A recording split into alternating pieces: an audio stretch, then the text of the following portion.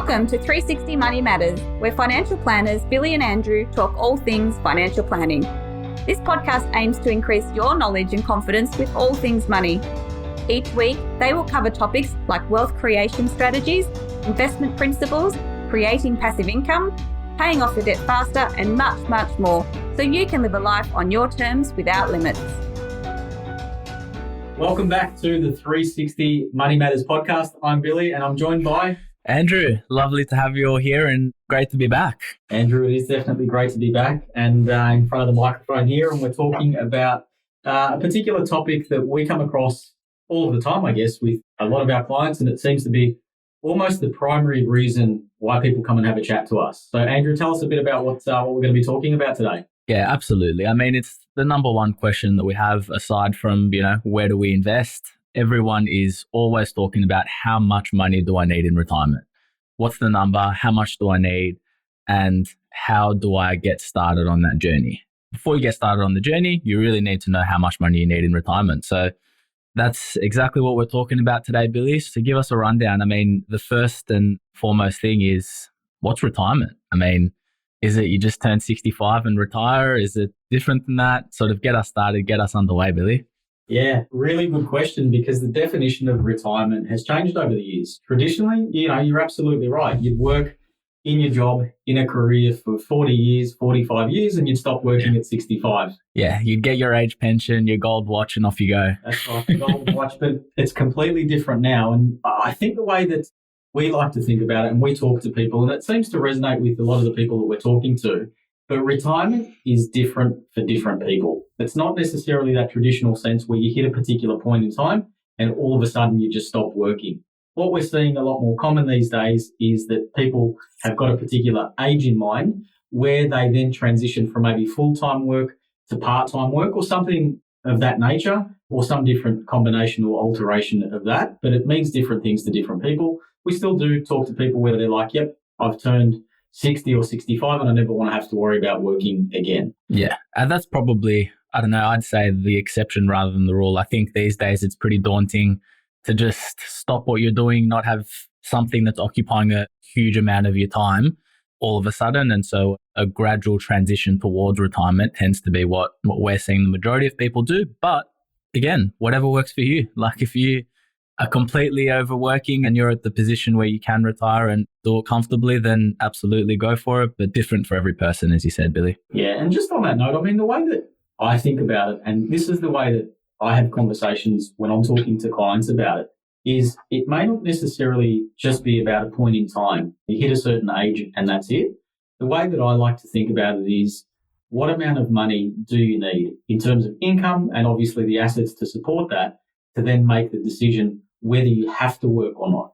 I think that's a different way of sort of looking at the same thing, but that tends to resonate with a lot of people when I have that conversation with them. Yeah, absolutely. And that's the thing. I mean, knowing that you have sufficient assets and sufficient income to support yourself where you don't have to work means that getting up in the morning is that little bit easier, that you're not working because you have to, but you're doing it out of an actual choice. I mean, your age, you're getting a lot closer to it than I am, Billy, but yeah. And that's a really good segue into, I guess, just a really brief discussion around superannuation. I mean, traditionally, retirement in the traditional sense was when you could access your superannuation and I guess the age pension as well too, depending on how many assets that you had. But now we think about it a little bit differently.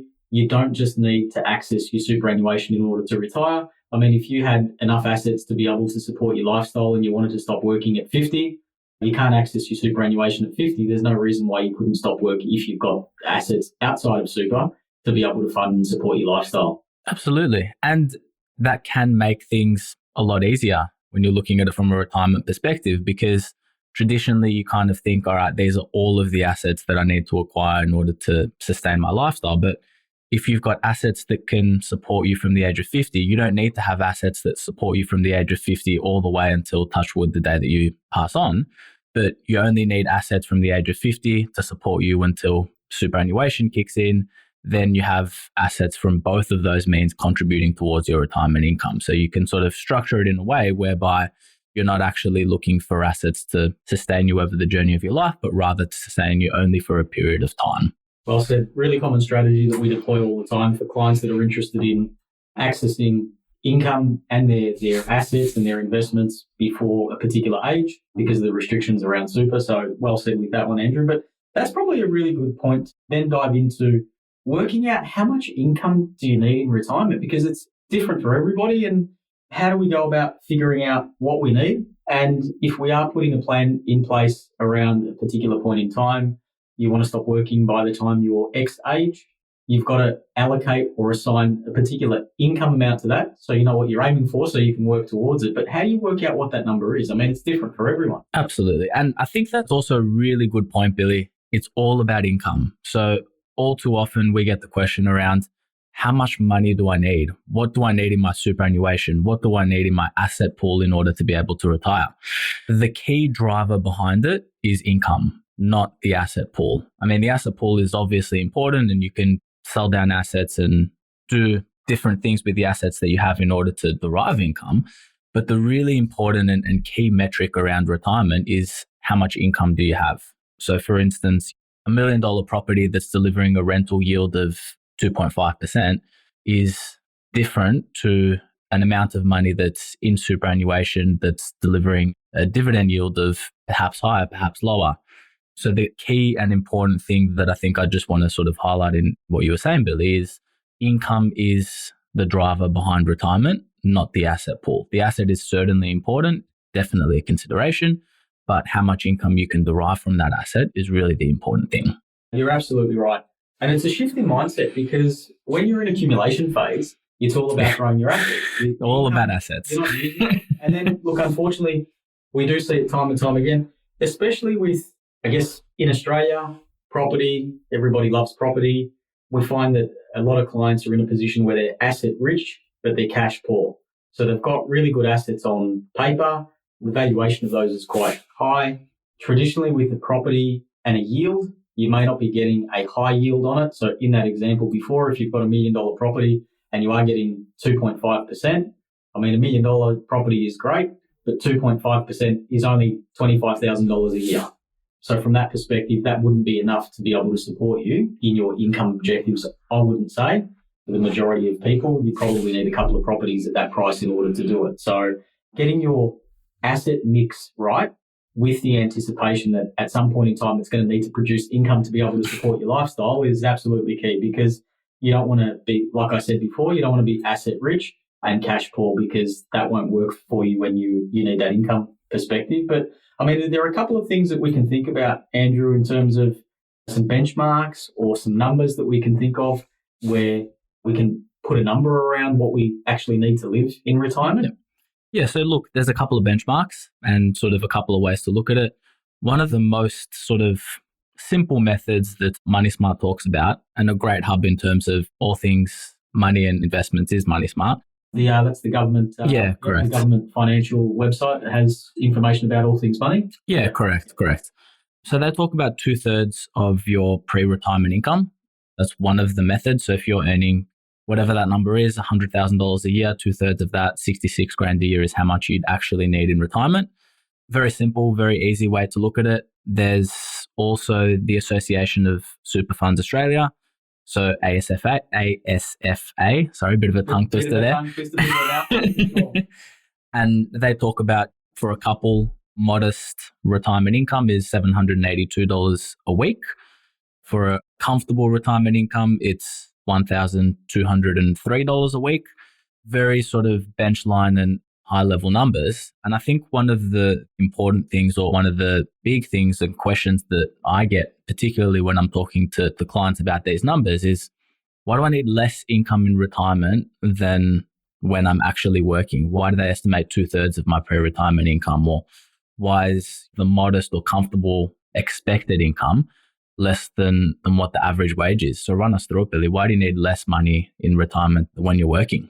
Very good question. And I tend to push up against this theory. The theory is that when you're in retirement, you're not as active as what you are when you're working, and you need less income in order to support your lifestyle.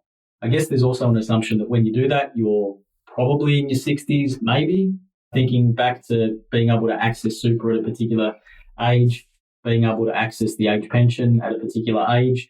From my perspective, in reality, what we're finding is that when clients enter into retirement, all of a sudden they're not working. And we're talking in the traditional sense about, working full time and then stopping. They actually have all of this time and a whole heap of money that they've never had before. And it's tempting. Do something with that. So in reality, what I'm finding is that clients actually need more money in the first couple of years of retirement because they want to do all the things that they didn't necessarily have the time to do before while they were working 40 hours a week. I mean, COVID pending, it's a little bit more difficult to get out and about and travelling in bits and pieces, but that's what I'm finding. It's actually the opposite. But back to your point, Andrew, it's because there's an assumption that you won't be as active in retirement as you were during your working career. Yeah, correct. So whether that actually works out or not, or whether that's the case is ultimately dependent on the person. But I think it's pretty safe to assume that if you're retiring, I mean, I know that it's a fairly long way away from me, but if I'd been working for a long period of time and decided to enter retirement and had sufficient assets in order in which to do so, then I'd be wanting to go on holidays and do the things that traditionally you don't have a huge amount of time to do while you're working. I think that the other assumption within that is that if you've, gotten into retirement, you've probably paid off your home loan, you've probably paid off all your debts, you probably don't have kids that are attending school and you're paying for school fees. So there is also, to some degree, some element of reduction in expenses when you do enter retirement. But as Billy was saying, and to my experience as well, when you're entering retirement, you're probably wanting to do the things that you haven't had a chance to do, that you haven't, been putting off for a period of time because work's been in the way. And so at least in the initial years, you're probably going to need an increased level of income rather than a decreased level of income. And that'll probably level out and reduce over time as you become less mobile and you're in your later years. The amount of money that you require usually starts to diminish over a period of time as well. Yeah, you're right. I mean, obviously people are living longer and people are healthier for a longer period of time as well. It's going to be a bit hard to try and describe this over audio, but if you look at the income requirements on a graph from retirement, I'd actually say that the income need spikes in terms of your pre-retirement income. It spikes for probably 5 odd years. This is a generalization, but then starts to decrease because all of those things that we spoke about at the start.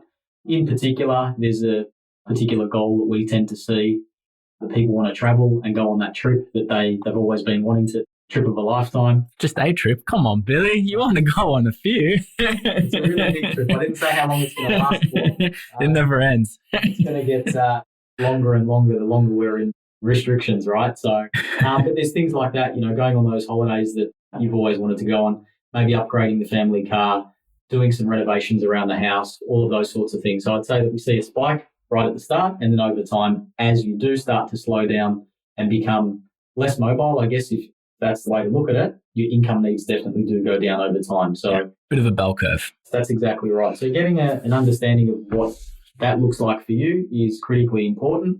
And, I know that you spoke about some numbers before around what's published with the Association of Superannuation Funds Australia. Those numbers may seem okay for some people. They may seem really high for some people. They may seem really low. Once again, you take that into consideration with your circumstances as well too.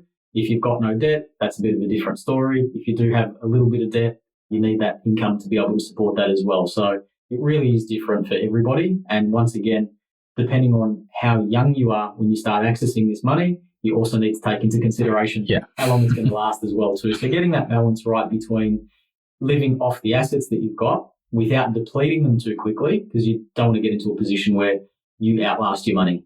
Yeah. So tell us, Billy, I mean, we've spoken about a couple of really baseline and benchmarks in terms of how much money you need in retirement. And as financial advisors, we're not overly keen on using those figures. We want to be a bit more specific and we want to be a bit more targeted as to what we're actually trying to achieve. So how do you work out how much money you need in retirement? This is the difficult question to answer, and it's the old cliche, but it just depends on people's circumstances and what their lifestyle is like. What I tend to do, if I had to generalize it in one sentence, it'd be your pre-retirement income, which is what we'd be aiming for in retirement, at least at the start as a benchmark, and then over time that can go down. But like my point that I was making earlier, depending on what that person or that couple wanted to do in retirement, then it may actually go up. But I always use the pre-retirement income number and say this is what we want to at least aim for a period of time. And once again, taking all of that into consideration when you're talking about what type of assets that they've got, where the assets are sitting, how are they yielding, what's the tax structure, a whole range of different things. But yeah, if I had to summarize it up in one sentence, it'd be aim for your pre-retirement income. Yeah, love it. Love it. I mean, I think for most people, especially as you're approaching the later years in terms of retirement, if you're aiming for what your income is while you're working and hopefully you're living the type of lifestyle that you want, not having to work and have that same level of income coming in is a pretty enticing and a pretty exciting option for most people to have. So I think that aiming for that should hopefully mean that, you're to some degree overshooting, because you're not having to put money away towards investments. You probably don't have any mortgage. You don't have all of that stuff, but you'd much rather overshoot the amount of money that you need and have more money. Very few people have an issue with having too much money. Never a problem or a complaint that we get from people if they've got too much money, right? Exactly. Yeah. And also consider, what is it that's important to you? If it's important to you to leave behind a legacy and leave behind money for those left behind, then you want to not deplete the amount of money that you have in retirement and not deplete your asset pool. If that's not important to you, or it's not to the same degree, you only want to have a little bit of money left over, then you can actually deplete the assets and slowly reduce the amount of assets that you're currently holding and draw down on the actual asset pool rather than only pulling out the income from it. Spend the kid's inheritance, I think it's called, Andrew, right? Mom, Dad, don't get any ideas. So talking about overshooting, and look, it'd be nice to wave a magic wand and say, yep, everybody's going to have more money than they need in retirement, whatever that definition is from their perspective. But that's probably a good segue into the asset structure about different assets that we use and talk to clients about in terms of saving up for their retirement and what that looks like from their perspective. Andrew, let's talk about some different assets, ownership structures, tax considerations as well too when we are talking about that, because it's easy to throw these numbers out. And we talk about pre-retirement income and we'll use a nominal figure of $100,000. That's a gross amount. You still need to pay tax on that. Yeah. But if we are talking about certain vehicles like superannuation, if you meet certain conditions at certain times, that income can actually be after tax, which Correct. makes a significant difference as well too in terms of what you're actually getting in your pocket or in your bank account each week, each month, each fortnight. Yeah, absolutely. So you've worked out, this is how much money I need in retirement. This is the level of income that I need. When you're working out, where do I derive that income from? As you said, Billy, where the assets are held, the structure that those assets are held are going to make a very large and very different impact, whether you're talking about income that comes in that you then pay tax on, or whether you're talking about income that bypasses your assessable income and doesn't incur any tax. And one of the biggest benefits that we have being in Australia is superannuation. So over the age of 65, over the age of 60, over the age of 60, even if you're doing a TTR, you're not paying any tax on the income that you're deriving from your superannuation. So we talk about $100,000, as you said, in income. You're going to pay tax on that income if you're holding those assets personally. However, held in a superannuation environment, that income is completely exempt from tax. So you don't actually need $100,000 worth of income. You need significantly less because you're not paying the tax man any of that. And who's going to be complaining about paying less tax? I think no one is the short answer. Yeah, but you're absolutely right. That's the reason why, and I think you've hit the nail on the head. And retirement is not all about superannuation. Of course not. But that's the reason why that superannuation plays such an integral part, because of the tax advantages of it. Especially when you're in pension phase and you're starting to draw that income, it becomes tax-free. However, it's also preserved, which means that you can't touch it before a certain period of time, before certain things have happened. And what that does is it lets the compounding effect take place. So you can essentially earn a rate of return on a rate of return, and you're growing your money like that. And that's one of the key features of why superannuation is so critical in what we do with retirement strategies with clients. Yeah. And as you said, when you think about it, touching back to what you were saying before, you want to do a combination of absolutely everything. The more that you do, the better off that it's ultimately going to be. If you've got income coming from a property, and then in addition to that, you've also got income coming from other investments outside of superannuation, well, that's going to afford you the luxury and the ability to retire prior to meeting a condition of release and prior to being able to access your superannuation. Then your superannuation kicks in, provides you with tax-free income on top of it so that you're now not transitioning to retirement, you're actually in full retirement phase, and that's replacing your income. Well, what's also very likely happening, or if you've structured it correctly, is that income that you were deriving outside of superannuation, so from that property, from those alternative investments, hopefully, or to some degree, that's under the tax-free threshold or very close to being under the tax-free threshold. So you're also not paying tax on that income once you've retired. So ultimately, you're in a position where you've got a passive income coming from multiple sources. You're not relying on one tenant to keep paying rent or one asset to continue performing, and you're also not paying any tax on it as well. Now, that's a very, very simple example. And when you start talking about these things, there's also trust structures and estate planning that also forms part of the conversation and part of the overall strategy development. But that, for me, is the ultimate position that you want to see a client in. Yeah, there's some real gold in that. So I'm just going to back the truck up just a sec. Let's just talk about a hypothetical situation where a client wants to, or a person wants to stop working. And we'll think about it in the traditional sense. I'm 55 years of age, or when I turn 55 years of age, Andrew, I don't want to work again. Now, we know that we can't touch superannuation until we're 60 and permanently retired in this example. Let's talk through some of the planning, because that's key. You can essentially get the client where they need to be 5 years earlier than what the law tells us in terms of accessing super. Let's talk through some of the strategies that we deploy, because those 5 years, 55 to 60 is huge, right? Yeah. So there's some gold there that I just want to dig a little bit deeper. But what are some of the things that we talk to people about in terms of that? Because I think that saving the years is really the crux of this thing. Having the income is obviously important for the quality of life. But if you can do this earlier than what you ordinarily would have done, or earlier than what the superannuation laws and the preservation rules and conditions of release allow us to do, that's the real gold in what we do as financial planners. So let's just talk through this hypothetical. We've got a client who wants to retire at 55. Let's say we've got a little bit of time before they turn that age. What are we thinking about from that perspective? What's some of the strategies that we look at? Compound interest. That's the number one biggest and most important thing. If you can get into this strategy and start working on it sooner rather than later, that's the most important thing, just as a broad brush statement over the top of that. But as you said, or as we continually say, it depends on your strategy, your risk tolerance, your goals, and what you're trying to achieve.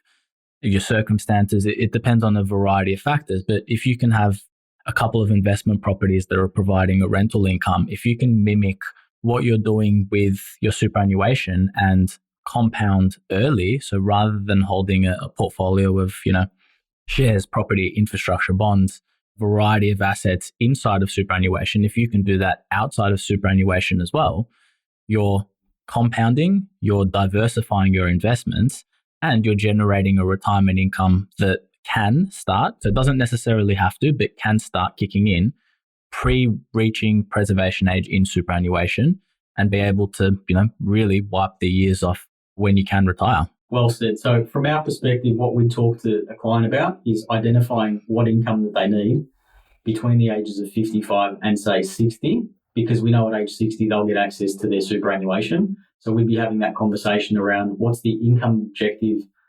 requirement between age 55 and 60, and then working to build up assets outside of the superannuation system, so there's no restrictions in terms of accessing that, to then be able to get them to sustain themselves for a period of 5 years, and then either deplete that money or whatever that may look like, but then switch across to accessing their superannuation, which should then be able to carry them out for a longer period of time. Yeah. Essentially, that's what we're talking about. Absolutely. And it all comes down to that income. If you can work out whether it's from a budget, so whether you do a budget, your budget now and how much you're spending, whether it's pre-retirement income, whether you're using the really simple methods that we discussed earlier, whatever it is, if we can determine how much income that you need and what it is that we're shooting for, it's so much easier to develop a strategy and deploy a strategy in order to build up the assets when we know what we're achieving or what we're aiming for. Yep.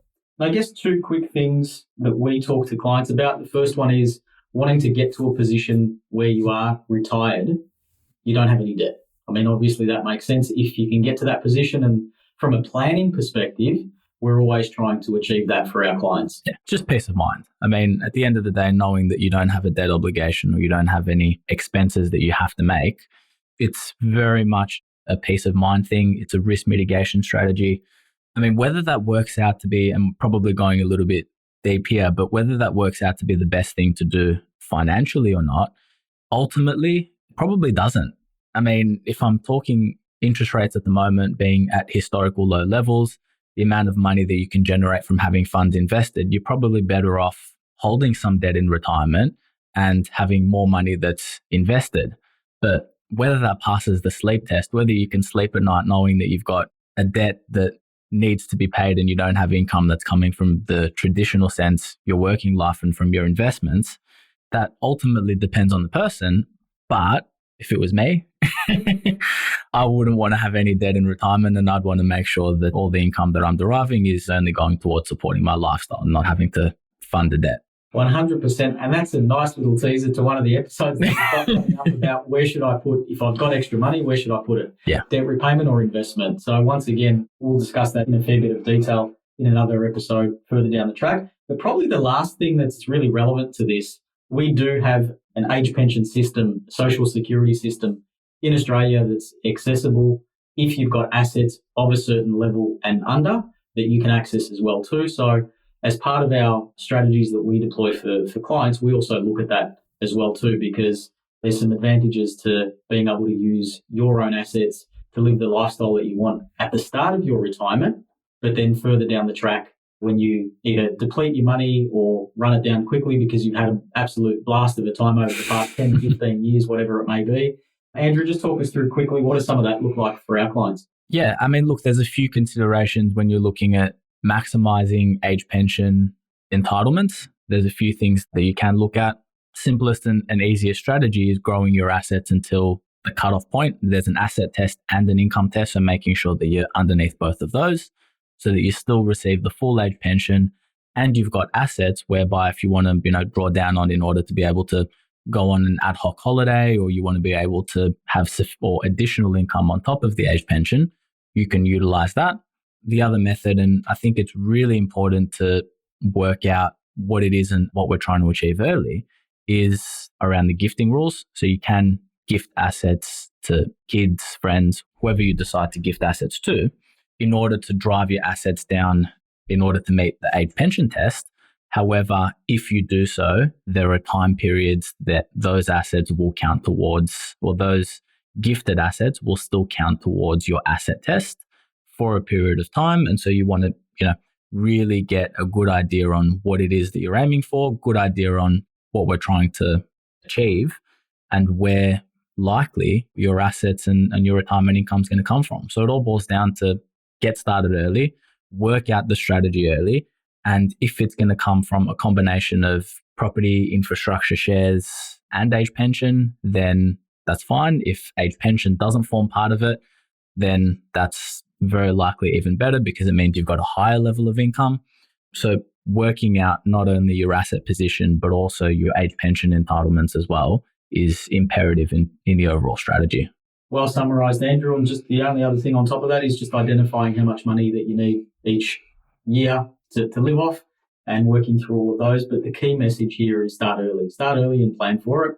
And we've got enough time with some good planning, with some fairly simple and easy strategies. We should be able to get to a position where we're living a fairly comfortable lifestyle in retirement, whatever that definition of retirement looks like for you. But yeah, some really good messages in there, Andrew, and I think there's some gold for our listeners. Yeah, absolutely. I think this is a really key topic. It's something that, at least, I don't know about me, maybe just the fact that I'm in the industry, you think about whether you're young and have a long time frame until you retire. And it's also a really key message for those people that are approaching retirement and it's coming closer, like Billy. On that note, I think it's time to wrap it up. Thank you for your time for our listeners. I hope you got a fair bit out of it, like always. If you have any further questions, feel free to reach out. Our details are in the show notes. More than happy to have a chat to anyone about anything that we've been talking about on our podcast. So thank you for your time. Thanks again for listening, and look forward to the next one. Thanks for listening today. If you have any questions on what we've talked about or would like to have a chat about your money journey, visit us at 360fs.com.au.